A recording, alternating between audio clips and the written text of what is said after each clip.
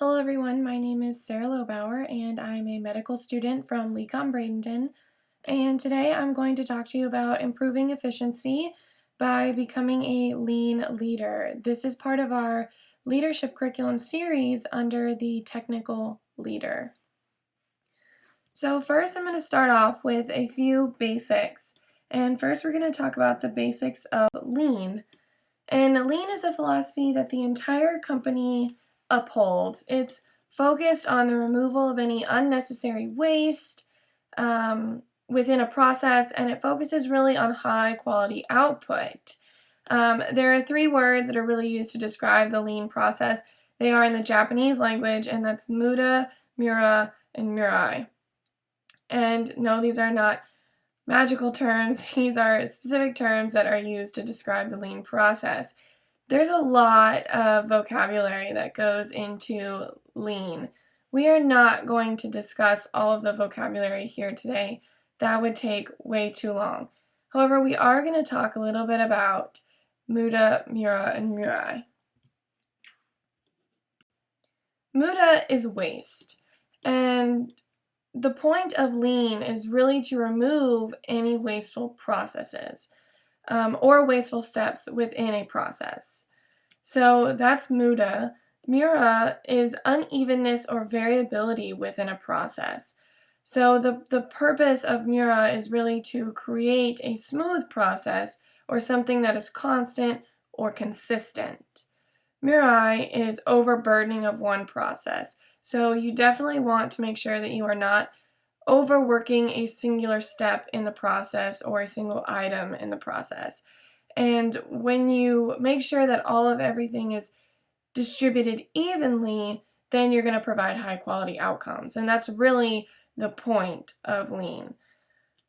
It's not only to remove wasteful process, but it's to optimize efficiency and logistics within a process overall to result in high quality outcomes like we just talked about.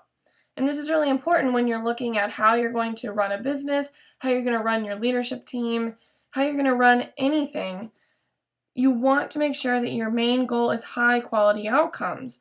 And you can't get to high quality if you have too much waste in the way. You may come out with good quality, but not the highest quality that you can get. So on top of these three words, there's also a few analysis tools that lean uses to help you simplify processes. The first tool is the 5S system. This is sort, straighten or simplify, shine or sweep. Those words are variable depending on what sources you read. Standardize and sustain. To sort, you want to remove everything that is unnecessary. This is your waste removal step.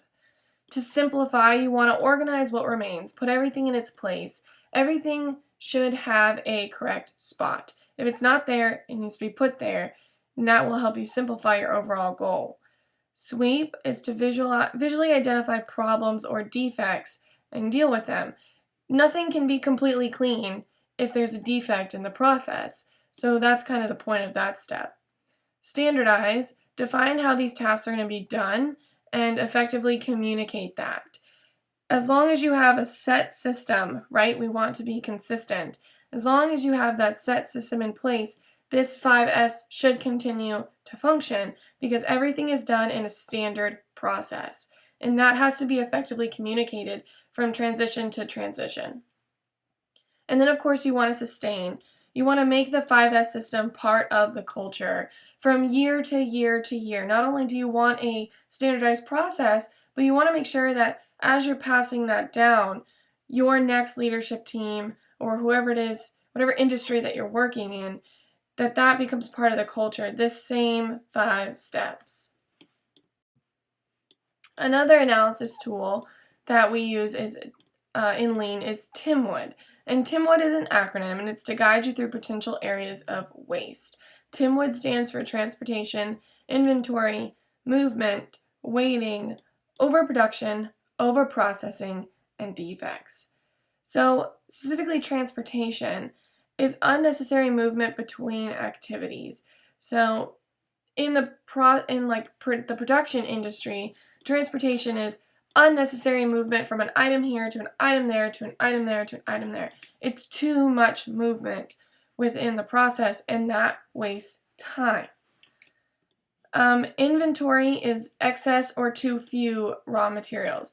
If you have excess of something that you're working with, you get confused what you're using, what you're not using. If you have too few, then you become locked down and you're at this bottleneck point in your industry. Movement is moving things during the production process or repeated movements. So the difference between this and transportation sometimes is a little hard and it's a little murky to see, but in movement, you're moving things during the production process or repeating that movement. So if something has to go to quality, and then from quality back to the production line, and then back to quality again, that is repeated movements. That could be potentially wasteful. So you want to check and make sure that's not happening. If you have to go and talk to your dean about something, and then come back to your students, and then go back to your dean, and then go to student affairs, and then go back to the dean, you could possibly be doing a bunch of wasteful processes when you could narrow down that system. Waiting is any waiting between processes or pending processes. If you're waiting on paperwork to get approved, that is wasteful time sometimes. If you have to wait for something to go to quality and then you have to wait for quality to approve it and then it has to come back to you, that could be wasteful time if there's something that could be added in between.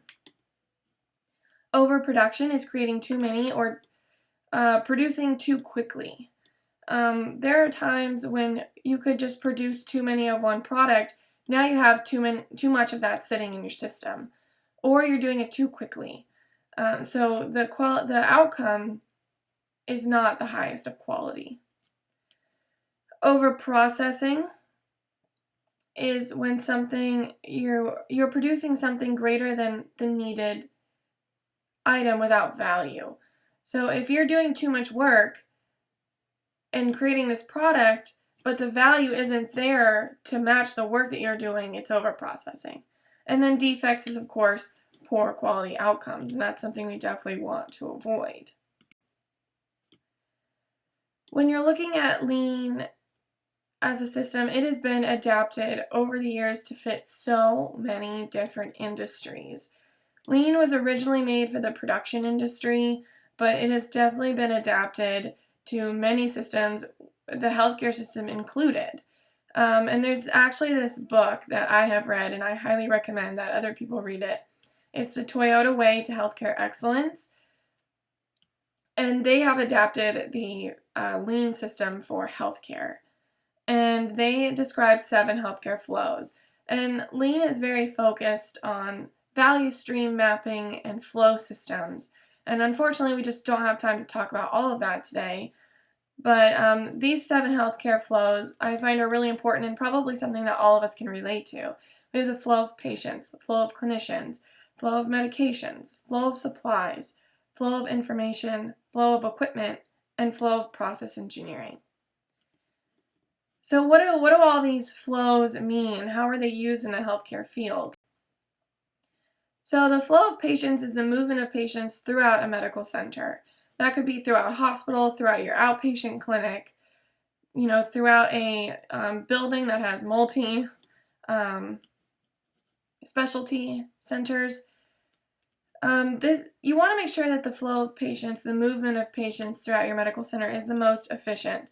You don't want them moving around in too many different spots. You want your patients to feel like they are moving in an orderly fashion. They're moving from the check-in to their office or to their emergency room bed, whatever area it is you're working in. You want them to feel that the process is efficient. The flow of clinicians is kind of the same concept as patients, but it's for the clinician. You don't want the clinician wasting time moving in various areas of the office. There are several studies, too, that have shown, a certain setup in the office or even in the patient room is most efficient for the provider. But this is also including them moving through the office, right? You don't want to have your clinician having to walk the patient all the way up to the checkout and then them having to tell the checkout people what to do and then come back and then have them prepare to room the next patient. You want it to be as efficient as possible. The flow of medications really is you want the correct medication, the correct amount, when it's needed, and where it's needed. You don't want to have to go all the way to a certain area to get medications if you're in a separate wing of the hospital. That's not efficient. A lot of times now we see these medication holding systems where you have to log in to get medications.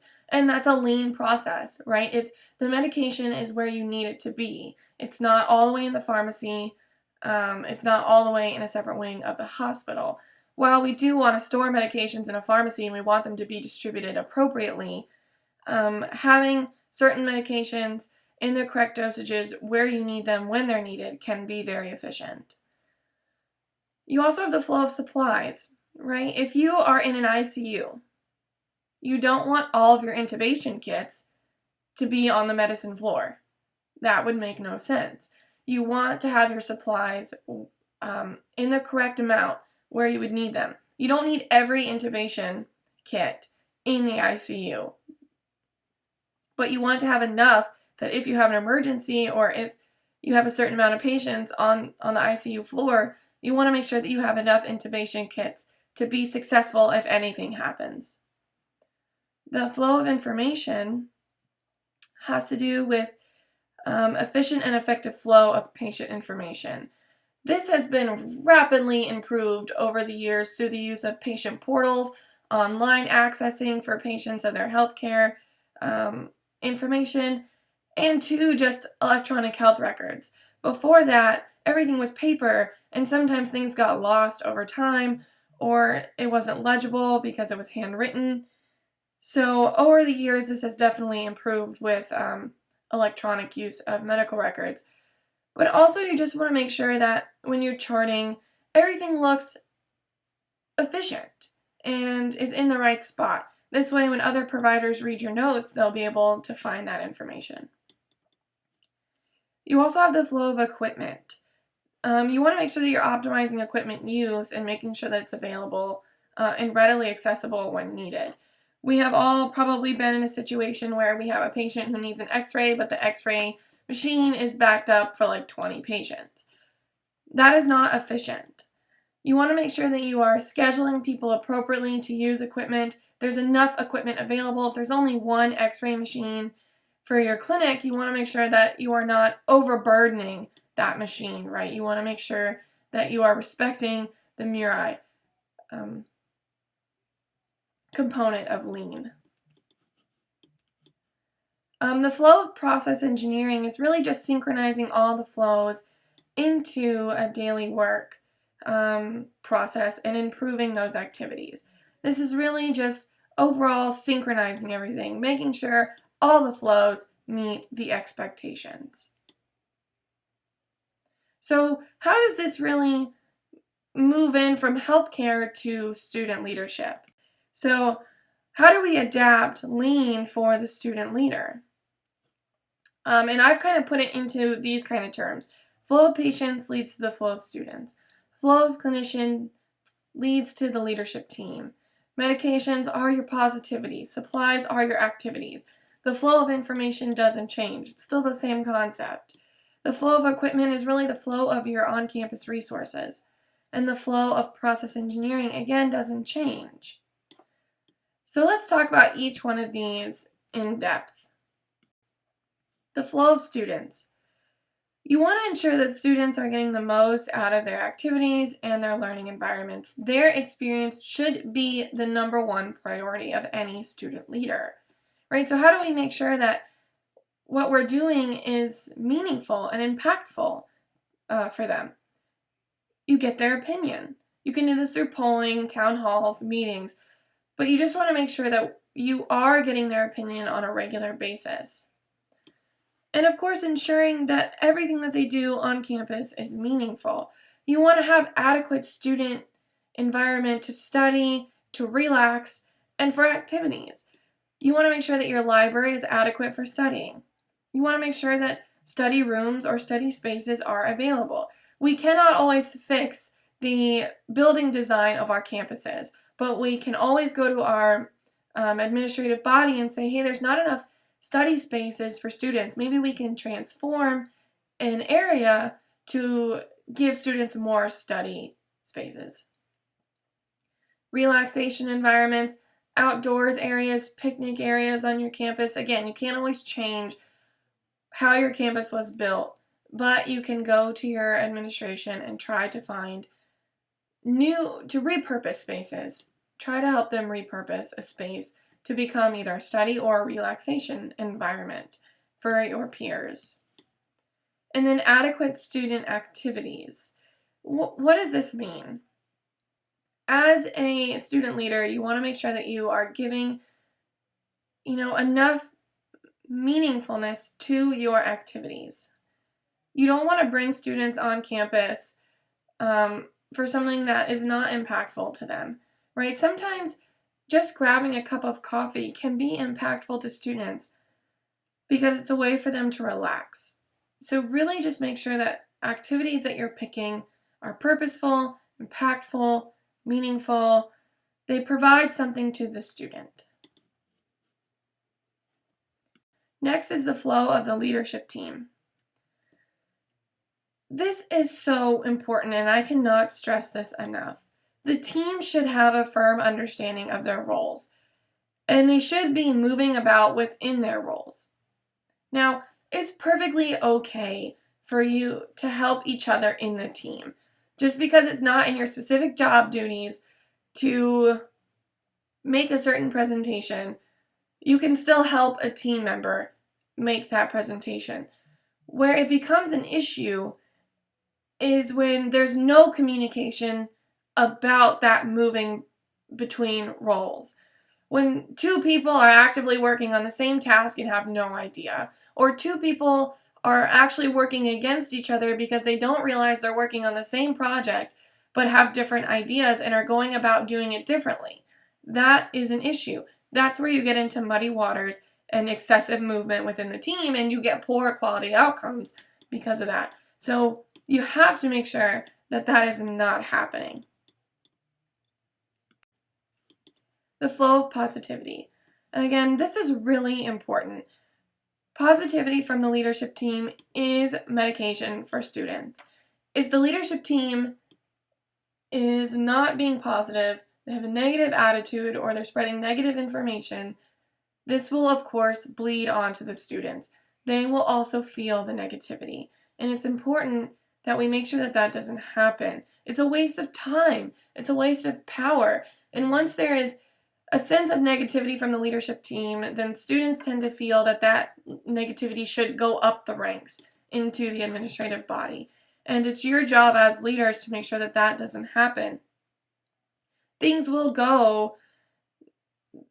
happen in a way you don't plan for them to happen. Schools do things that you may not think are right, or a dean may make a decision that you felt you really should have been consulted on. Doesn't matter. Keep that negativity to yourself. Don't let it spread to your leadership team. And please don't let it spread to your students. Keeping that positive attitude is so important for students to see a unified student body and administrative body. Next, we're going to talk about the flow of activities. Activities are a form of equipment for a student leader. This is how you really work to engage your peers, engage the students on your campus, and of course, offer a good time for wellness activities, right? You want to make sure, though, like we said earlier, these activities are meaningful. You want to encourage your students to come to the campus or come to whatever it is that you're hosting. But if you've successfully or successively put forward events that have no meaning to students, they won't continue to come to your events. So the way that I tend to combat this is by having a theme or categories for events. This way I know that they have a purpose. I'm not just hosting an event for no reason, just to check a box. I'm hosting it to offer enrichment to the students. So even something as simple as a board game night can be meaningful, but it's about the timing. When did you offer this event? It's about what kind of environment you created while you were at the event, right? A board game night can offer time for wellness. It can offer time for bonding. but it has to be done at the right time and with the right environment in place. The flow of information. Spreading information is crucial, but it must be accurate and it has to be released in a timely manner. This is how you gain respect from your peers, by giving accurate information and in a timely fashion. If a decision has been made on campus to do something, you want to make sure, one, that you verify that that is what happened. You want to verify why it happened. And you want to make sure that you release this information as timely as possible, but after it has been confirmed and is accurate, right? You don't want to be releasing things just because you want to be the first to say them. You want to be releasing this information because it's accurate and you're ready to release it. Gathering information is also crucial. Like we said earlier, you want to get the students' input. You can do this through Google Forms, email submissions, social media, even just sitting and giving open time or office hours for your peers to come up and give you input, right? That's also really important. And once you've gathered this information, how do you release it, right? Again, releasing it accurately and in a timely manner. And that's, of course, the sharing aspect too. If you're getting input and you're not sharing it, what is the point, right? You want to make sure that if you're getting information that's relevant to show administrative bodies, that you do that. If you're getting information about your student activities, you want to make sure that you're making the necessary changes that have come from the input you have received. The flow of resources, right? This doesn't always have to mean money, but for a lot of people, it does mean money. Finances will be different between schools depending on how they're funded. Does the Student Affairs Office fund you? Does your student government organization fund you? Does student tuition fund you? All of that will vary, and that will, of course, affect the budget and yearly spending of the leadership team. However, you want to eliminate wasteful spending. If you can find ways to cut costs, cut them, because the more money that you save and can be put into useful activities, it will show in the quality of your work. Encourage student organization fundraising. That is, if you are the student government leadership of your school, you don't always have to fund your organizations to the highest extent. You can fund them a little bit and encourage them to fundraise, or you can not fund them at all and have them entirely be self-fundraised, or you can fund them entirely. Again, that's up to what resources are available at your school or at your campus. But like I said, it's going to differ for everybody. You just want your resources to be put into the most impactful situation as possible. And then the flow of process engineering. This is, again, really meant to make sure that all the previous flows run smoothly. The leader's job is to remove wasteful steps, and if that's not done, then the leader is not really fulfilling their job to the fullest. You want to make sure everything is as simple as possible, makes as much sense as possible, but of course is the most impactful, right? So the process engineer is really behind it all to make sure everything runs smoothly. So that's the flows. The next thing I want to talk to you about is the 5S for the student leader. Now, we talked about this at the very beginning, but I want to talk to you about it from the student's aspect. How does the student leader really take that 5S and put it into terms of a student? So sort, again, remove all that's unnecessary. That's excess spending, excess meetings, excess steps in a process, right? If you're meeting once a month, but you're finding it's hard to get content for your agenda, do you really need to be meeting once a month? That's something you have to think about. Simplify. Put everything in its place. Keep things in neat fashion your documents and files in a specific place that you can hand down from year to year. This has become increasingly popular with Google Drive, Dropbox, things like that, where you can store files and keep them all in a very organized fashion. And it really helps with transitioning for the next year's leadership. Sweep. Visually identify potential problems and deal with them. As a leader, your job will be to find issues, document them, fix them. Standardize the process. Define how the tasks are done and effectively communicate that process.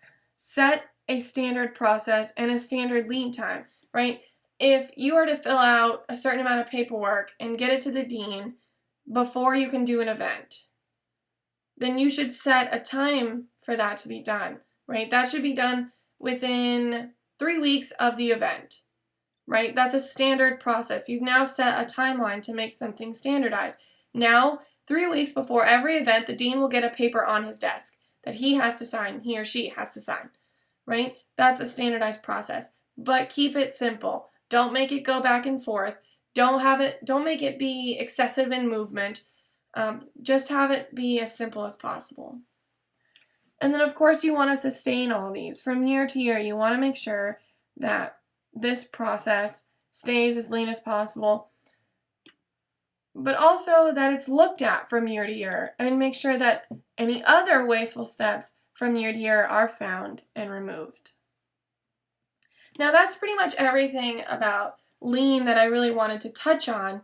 But I also just wanted to give you a quick touch on Six Sigma, which is something you might hear about, especially in hospitals and production industries. Six Sigma is a little bit different from lean. It's a little more mathematic, and it's really meant on creating defective-free processes. It's an improvement methodology, and it has a very different implementation than lean does, where lean is more of like a whole system approach. Six Sigma is more of a stepwise process, and the people who are involved. Where at the very top of the process is the black belt, and they're the person who is managing the whole, looking at all the statistics, all the math that goes into fixing the defect, and then it goes down from there as who's involved. It follows phases of improvement as defining, measuring, analyzing, improving, and controlling. And then, again, the purpose is to perform defect-free work and improve the process performance, all of which to really get down to a consistent process with no defects. It's in no way meant to be a quick fix to cover a business problem. It is a full undertaking that a lot of companies do, sometimes yearly, sometimes every other year, to really find quality issues and defects. Again, there's a lot of vocabulary for Six Sigma. If you're really interested in it, I would highly recommend doing a course in Lean or Six Sigma. And this way you can really learn about all the different processes. There are varying levels, like I mentioned earlier, for Six Sigma, levels of involvement. You can be a yellow belt, a green belt, a black belt. I think there's even a master black belt. That describe the level of participation in a Six Sigma project. But you can really learn about these things through online courses. I know one in particular is the Management and Strategy Institute. They have a Lean Six Sigma course. They have Six Sigma yellow belt, green belt, black belt courses. They have just Lean courses. Either way, I really encourage you to find one of these courses, or really just even a book. Like I said, the Toyota Way book that I mentioned at the beginning is a great book that talks about lean processes in the healthcare system. But I encourage you to find one of these resources, kind of study it. You don't have to become certified in them, but study it and figure out how you can really use this to your advantage, because you're going to use it outside of student leadership too. It's going to become a part of your life. It can become a part of your residency training. It is a valued resource, and I highly encourage you to use it. These are my resources. I did complete a Management and Strategy Institute Lean Six Sigma leadership course. So I did get certified in that. And then I've also am in the process of doing my green belt for Six Sigma. I also use this Toyota Way to Healthcare Excellence book. I had to do it as actually a course in my medical school, and it was my start into learning Lean and Six Sigma. I highly recommend it. It's not a very long book, and it's super helpful, especially for more of a healthcare approach to Lean. So that is it for everything. I hope you guys enjoyed this little dive into Lean and Six Sigma, and I really hope that it helps you in your future endeavors as leaders. Thank you so much for your time, guys.